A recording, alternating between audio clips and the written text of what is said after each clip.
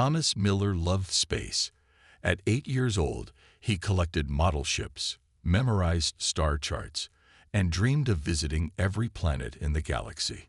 His parents, Mark and Lisa Miller, worked as junior diplomatic staff at the human colony on Viridian, a frontier world that served as a meeting point between Earth representatives and the vast Galactic Council. The day everything changed started like any other.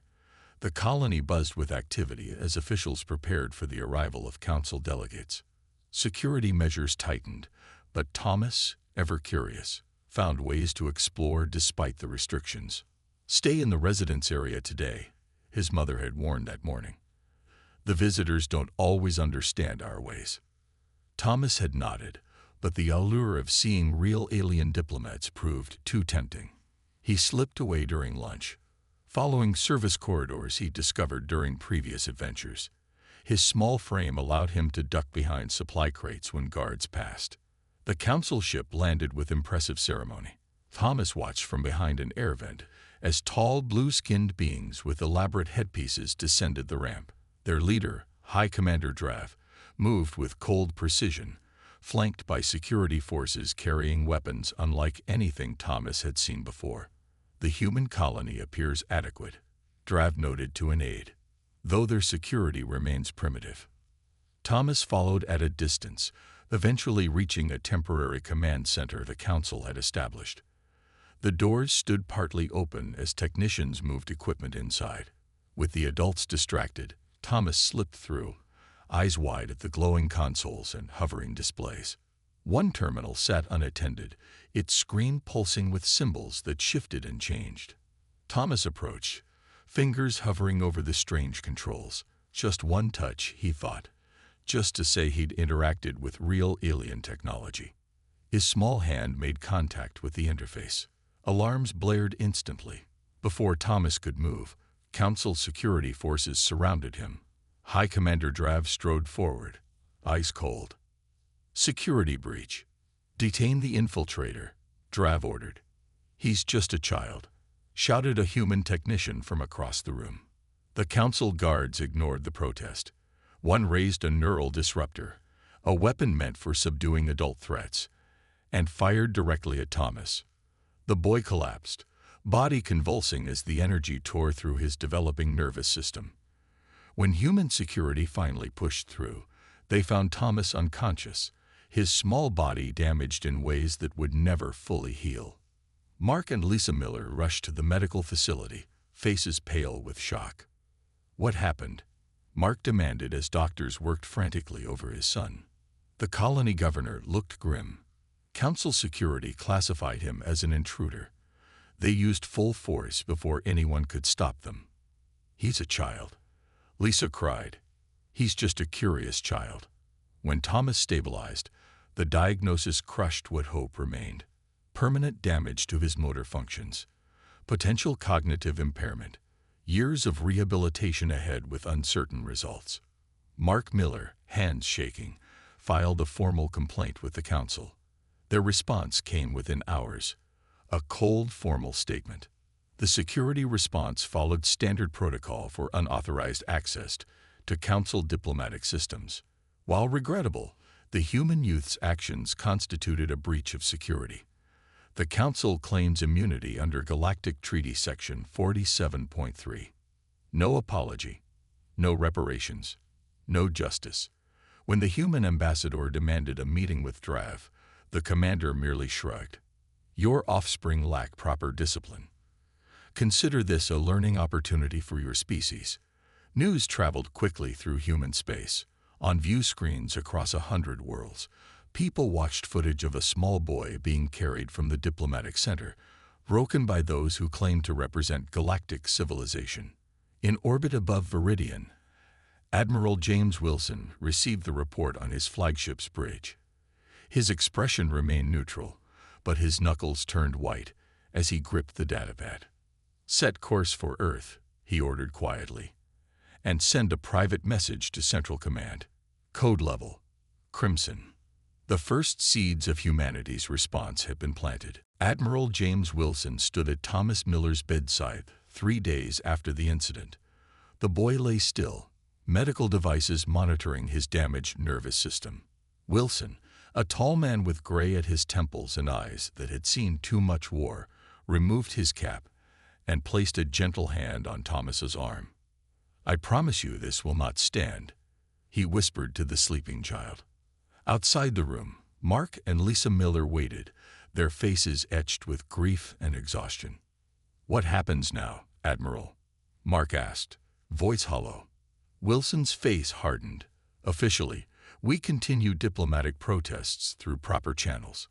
Unofficially," he paused, glancing around the corridor, "Earth takes care of its own." Within hours, the footage of Thomas's injury spread across human space. The unedited security feed showing Council guards using a neural disruptor on a small boy touched something primal in the human psyche. On colony worlds and Earth itself, citizens gathered in silent vigils. No riots, no violent protests, just millions of humans standing together in the cold night, holding lights that burned against the darkness. In her office on Earth, President Eleanor Carter reviewed the medical reports with her Security Council. "The Council claims full diplomatic immunity under their own laws," her Secretary of State explained. "They've suggested we impose stricter controls on our children to prevent future incidents." The room fell silent. Carter set the reports down carefully, as if they might shatter. "Send our most formal request for justice," she said finally, "through every official channel." "And if they refuse again?" asked her defense minister. Carter met his gaze. "Then we explore other options." The Galactic Council received Earth's petition with disdain. In their grand chamber, representatives from 200 star systems dismissed human concerns as primitive emotionalism. "These humans attach unusual significance to individual offspring," noted Council biologist Turin to scattered laughter. "Most inefficient." Ambassador Linara, responsible for human relations, addressed the Council with barely concealed contempt.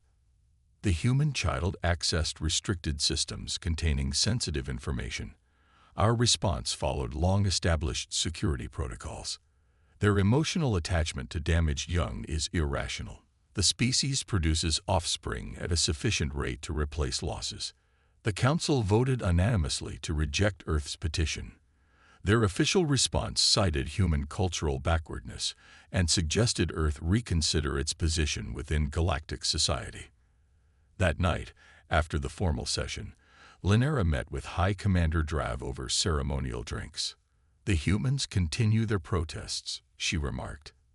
"They seem genuinely disturbed by the neutralization of one defective offspring." Drav's third eye blinked lazily. "Let them protest. What can they do? Their technology is generations behind ours. Their military presence barely extends beyond their home system." Still, Linera mused, there's something unsettling about their response. No threats, no demands for war, just this quiet, organized anger. "Primitive species often display unpredictable behaviors," Drav dismissed. "They'll return to rational conduct soon enough." Neither noticed the service worker who cleaned their table afterwards, a human with enhanced hearing implants who transmitted every word to Earth intelligence. Back on Earth, changes began. Manufacturing centers across the planet quietly shifted production. Military leaves were canceled. Research facilities worked around the clock on classified projects. None of these adjustments appeared significant in isolation, but together it formed a pattern. A civilization preparing. Thomas Miller began experimental treatments funded by anonymous donors from across human space.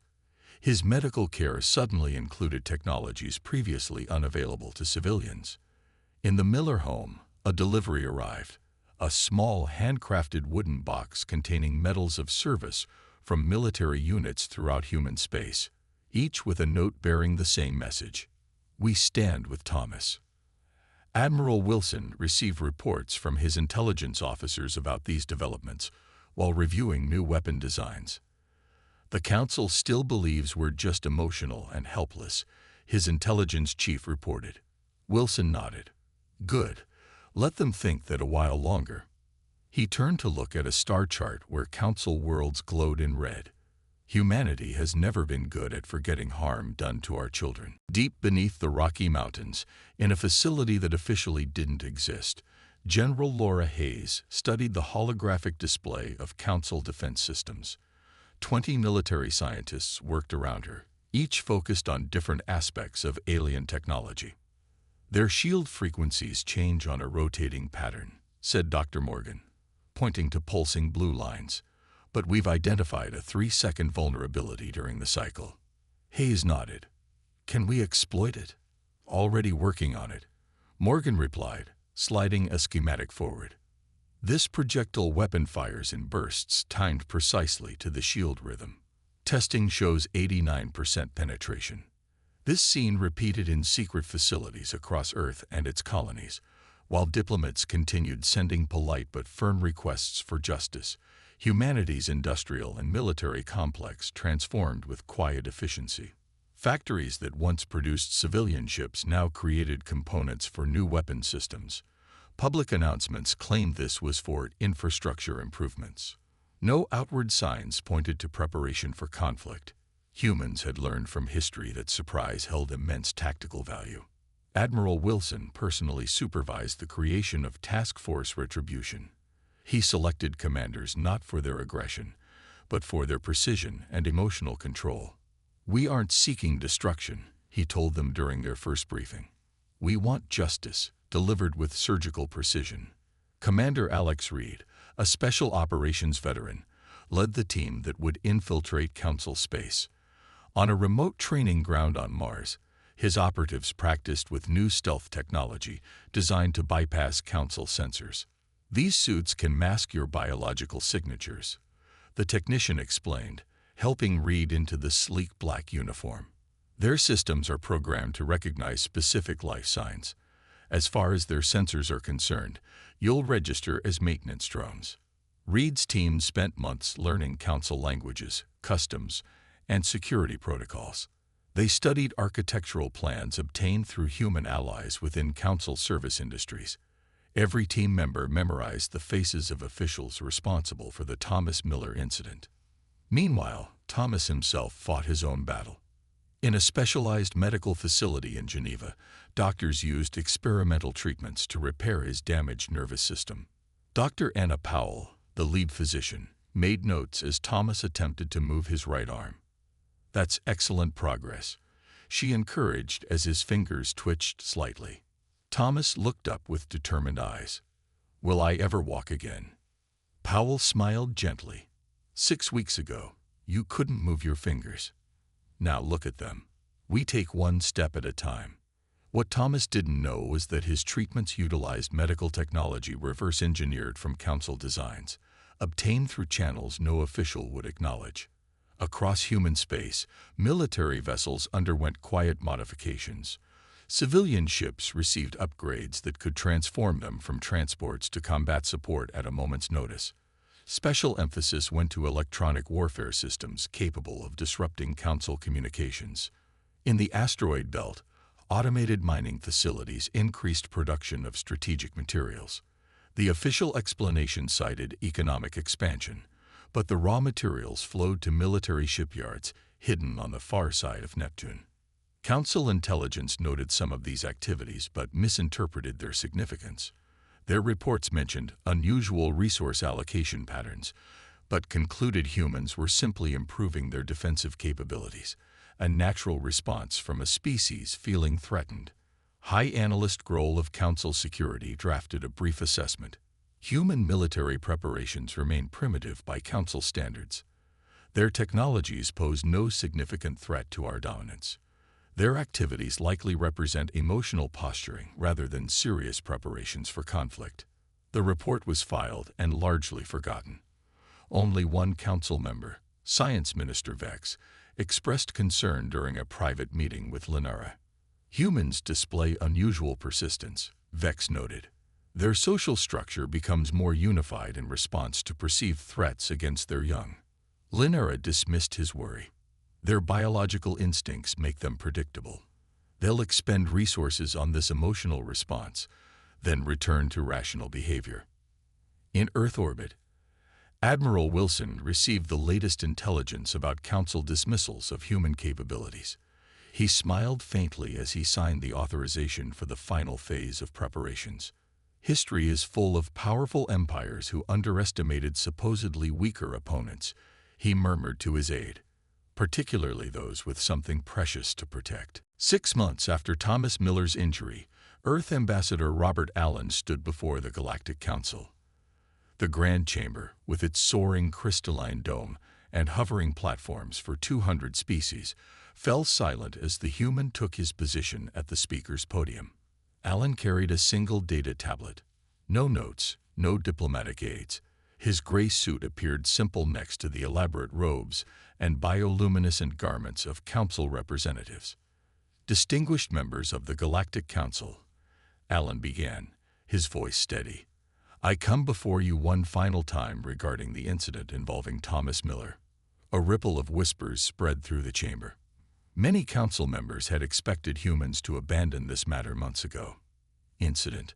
High Commander Drav interrupted from his elevated seat. You mean the security breach by an undisciplined human offspring? This matter was settled according to council law. Allen's expression remained unchanged. Thomas Miller was 8 years old. He touched a computer screen out of curiosity. For this, your security forces used a weapon that permanently damaged his nervous system. He tapped his tablet, and images appeared on the chamber's main display. Thomas in his hospital bed. Medical diagrams showing extensive neural damage. The boy struggling through physical therapy. We have petitioned through proper channels. We have requested fair compensation. We have asked only for acknowledgement of wrongdoing and appropriate consequences for those responsible. Ambassador Linera raised a slender hand. The Council has already ruled on this matter. Your species' attachment to individual offspring, while biologically interesting, does not override galactic security protocols. Allen nodded slowly. That is your position. I am here to inform you that it is unacceptable to humanity. The chamber grew quiet. Humanity now presents its final request. The officials responsible for authorizing and executing violence against Thomas Miller must face justice. The Council must establish new protocols preventing similar actions against any sentient being's children.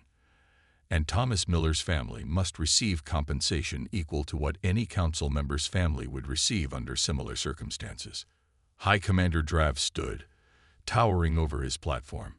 You dare present demands to the Galactic Council. Your species occupies less than a dozen worlds. Your technology is primitive. Your understanding of galactic politics is infantile. Laughter spread through the chamber. Several council members openly mocked the human stance. Allen waited for the laughter to subside. You have 48 standard hours to provide your response. After that time, humanity will consider all diplomatic options exhausted. This triggered more laughter. Drav's 3 eyes narrowed in amusement. Is that a threat, Ambassador? Will your handful of ships challenge the combined might of 200 worlds? Will you declare war over one damaged child? Allen's expression never changed. We are recalling all human diplomats and citizens from Council space, effective immediately. What follows will be the Council's responsibility. He placed a small device on the podium, the traditional symbol for terminated relations. As Allen turned to leave, Drav called after him. This emotional display only confirms what we've long suspected. Humanity lacks the maturity for true galactic citizenship. Perhaps we should reconsider your species status entirely. Allen paused at the exit. High Commander, there is something you should understand about humans. We can forgive many things. We can negotiate, compromise, and adapt. But there is one line no species should cross. He looked back, meeting Drav's gaze directly. You heard our child. The door sealed behind him as he left. In the following hours, human ships throughout Council space began departing. Business contracts were canceled. Research partnerships dissolved. The human withdrawal occurred with calm precision that surprised Council observers. On his flagship, Admiral Wilson received confirmation that the diplomatic mission had been completed. On the main view screen, Thomas Miller appeared in his wheelchair, now able to move one arm with limited control. "Are they going to say sorry?" the boy asked. Wilson shook his head. "No, Thomas. They're not." "What happens now?" The Admiral checked his tactical display, where hundreds of human vessels moved into position at the edges of monitored space. "Now we teach them about consequences." The Council world of Vantera celebrated the Festival of Ascension when their communication network failed. One moment, officials exchanged messages across 17 systems. The next, silence. Technicians rushed to diagnostic terminals only to find them locked with an unfamiliar encryption. Across Council space, the same pattern repeated. Primary communication hubs shut down simultaneously. Backup systems activated, then froze. Emergency protocols failed to engage. In the Council's Central Command, High Commander Drav demanded answers. "What do you mean system-wide failure?" he shouted at his chief technician. "That's impossible." "Sir, something has bypassed our security at a fundamental level," the technician explained, mandibles clicking nervously. "The intrusion signature is unlike anything in our database." On the main display, red warnings flashed as military installations across Council space reported communication blackouts. Defense systems remained operational but could not coordinate responses. "The humans," Drav said slowly, third eye widening with realization. "Their ultimatum expired 1 hour ago." Before he could issue orders, the chamber's lights flickered. The massive doors sealed shut. Emergency alarms activated, then fell silent. "Security breach," announced an automated system. Central Command lockdown initiated. Outside the Council's military headquarters, silent ships appeared in precise formation. They bore no markings, their hulls absorbing rather than reflecting sensor scans.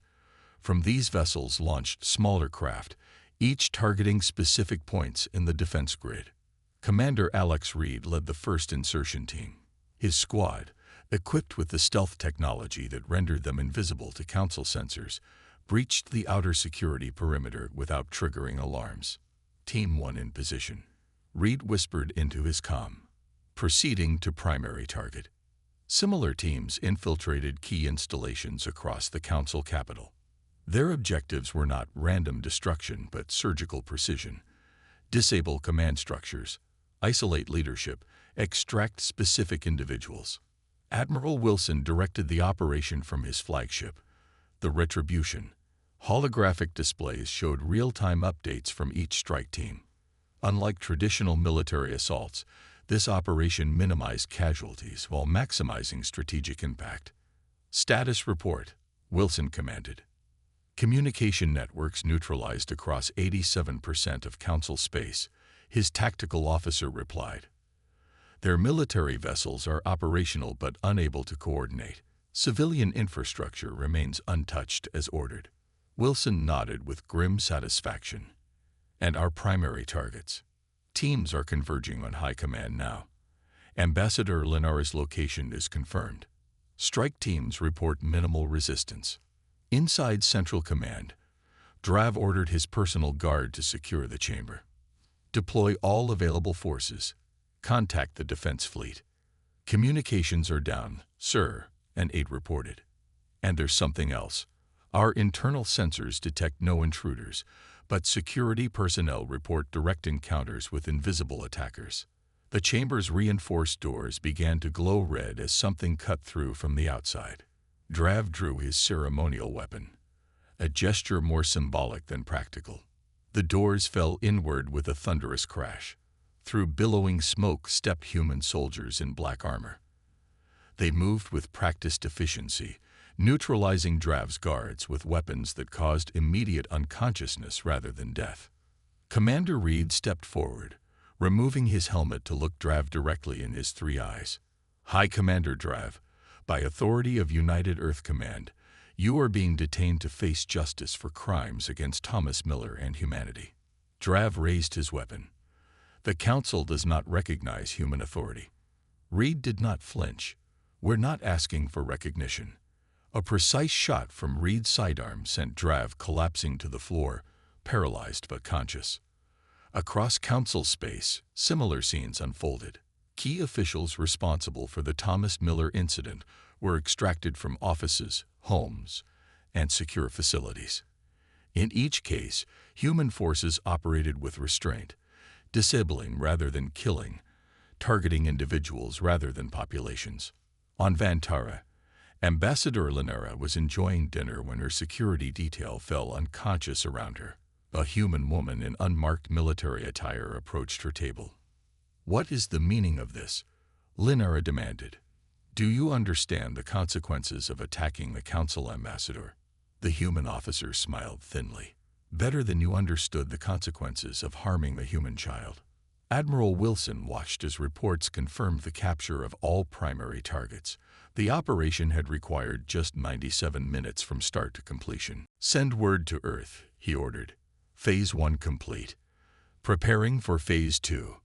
On screens across council space, a simple message appeared in universal language. Humanity has entered the conversation. The Grand Hall of Earth Justice, constructed in just 30 days for this specific purpose, stood silent as the proceedings began. Representatives from every human world filled the observer sections. Diplomatic envoys from non-council species sat in designated areas, their presence a tacit acknowledgement of humanity's new status. High Commander Drav and Ambassador Linera sat with 12 other council officials in the center of the chamber.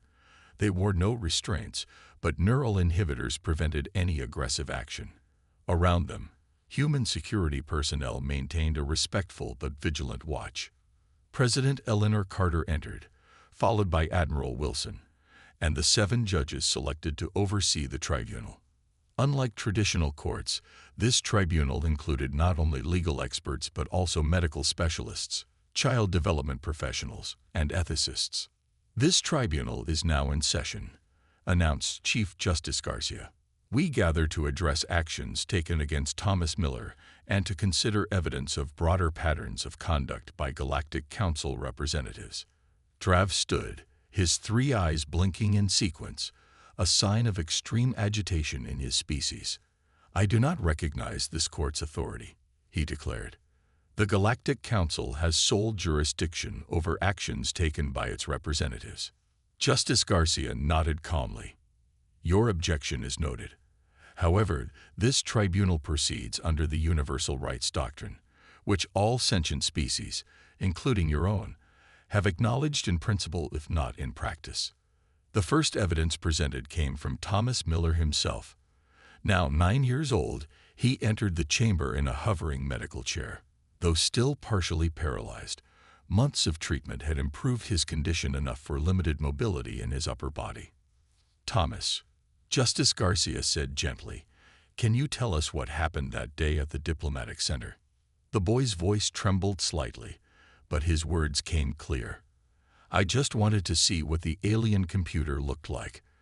I touched the screen, and then the alarm started. The blue man," he pointed at Drav, "said something, and then they shot me with the glowing stick. It hurt more than anything. When I woke up, I couldn't move anymore." Drav interrupted. The human youth breached a secure system containing classified. "You will have your opportunity to speak," Garcia cut him off firmly. "The child has the floor." What followed was a methodical presentation of evidence that stretched far beyond Thomas's case. Human intelligence operatives had extracted council records going back centuries, revealing a disturbing pattern of abuses against lesser species and their young. Video testimony from representatives of 17 different species described similar incidents: children harmed for minor infractions, families denied justice, entire communities punished for the actions of individuals. Ambassador Linera watched with growing discomfort as her own private communications appeared on the display screens, messages mocking human attachment to their young, suggesting that primitive emotional bonding made humans unfit for advanced civilization. "The evidence demonstrates," concluded the prosecution, "that the treatment of Thomas Miller was not an isolated incident, but part of a systematic approach to non-council species, particularly their children." When the defense phase began, Drav spoke first. The Council has maintained galactic order for 12,000 years, he stated.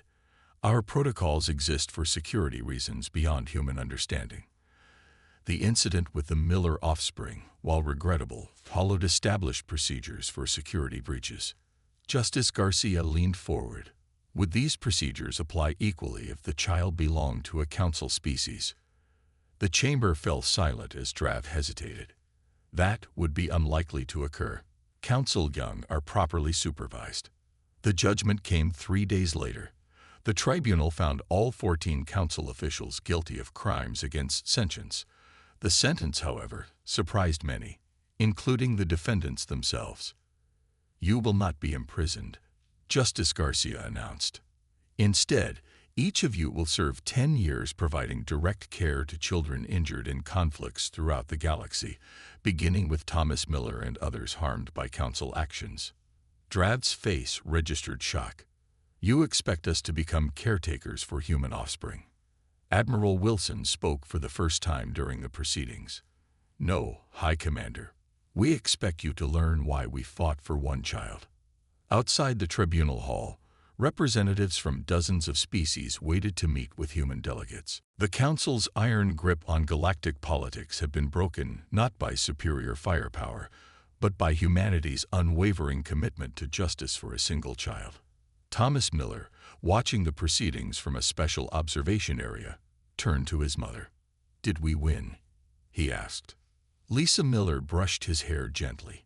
We did more than win, Thomas. We changed everything. 5 years after the tribunal, the galaxy operated under new principles.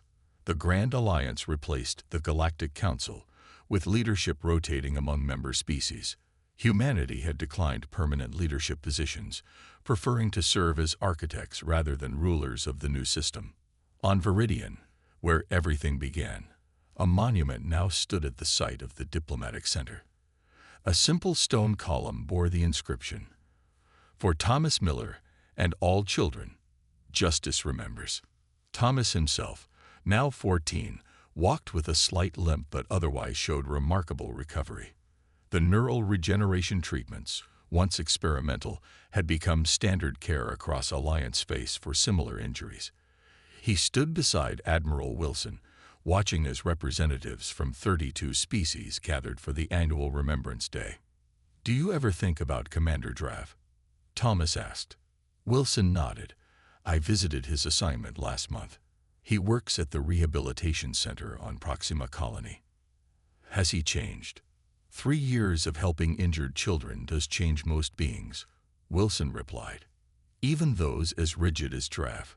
The ceremony began with speeches from Alliance representatives, but the most powerful moment came when children from different species, including those formerly classified as lesser by the Council, released glowing lanterns into the night sky. In her office on Earth, President Carter reviewed reports from across Alliance space. The transition had not been entirely smooth. Several former Council races had initially resisted the new order, but faced with unified opposition from species they had long oppressed, they eventually accepted reality. The education initiatives are showing promising results, noted her aide. Former Council worlds are experiencing significant shifts in attitude, particularly among younger generations. Carter nodded. And the reparations programs? On schedule. Former Council races have met 87% of their obligations to rehabilitation programs for victims of their policies. The President smiled slightly. Who would have thought that humanity's greatest contribution to galactic politics would come from protecting one child? On the former Council capital, now renamed Harmony Center, Ambassador Linera tended gardens with children from 15 different species. Her sentence had been adjusted to allow her to teach Cenobotany, her original field before politics. The children, many recovering from various injuries, showed no fear of the former Council official who had once dismissed their lives as insignificant. The flame flowers respond better to morning light, she explained to a young Arcturian whose limbs were still healing from an old mining accident. They sense the specific wavelengths of a rising sun. Like how my people can sense emotions, the child asked. Linera nodded with genuine interest. Precisely. different adaptations for different worlds, but all valuable. Across the galaxy, other former council officials served their sentences in similar roles: teaching, healing, building. The human approach to justice had confused them initially. They had expected revenge but received rehabilitation. Admiral Wilson prepared to retire from active service. His final mission took him to the edges of explored space, where new species were being contacted under Alliance protocols that emphasized respect for all sentient life, particularly the young. The Thomas Miller Protocol ensures we never repeat the mistakes of the past, Wilson explained to his successor, Commander Reed. Our first question when meeting new life must always be, how do we protect their children? Reed, promoted after his role in the operation against the Council, nodded. The irony isn't lost on me. The Council fell not because we were stronger, but because they couldn't understand why hurting one child would unite our entire species. On the flagship's observation deck, they watched as diplomatic teams prepared for first contact with a newly discovered civilization. What do you think those poor aliens would think? Reed mused. If they knew their first interaction with Galactic society might have been with the Council instead of the Alliance. Wilson smiled. They'll never know how much they owe to one curious 8-year-old boy. Back on Viridian, Thomas Miller stood at his window, watching the stars. He still collected model ships, but now he had ones gifted from 20 different worlds. A message arrived on his personal terminal, a video from children at the rehabilitation center where Drav worked. "Thank you, Thomas," they said in various languages. "Your story changed our lives." Thomas smiled and reached for his stylus to write back. His hand moved smoothly, a testament to human persistence, medical innovation, and the power of a species that had proven a simple truth to the galaxy. Those who harm human children discover that size, technology, and numbers mean nothing when facing humanity's unified response. The stars seemed brighter somehow, as if reflecting a universe fundamentally changed by one child, and the species that refused to forget him.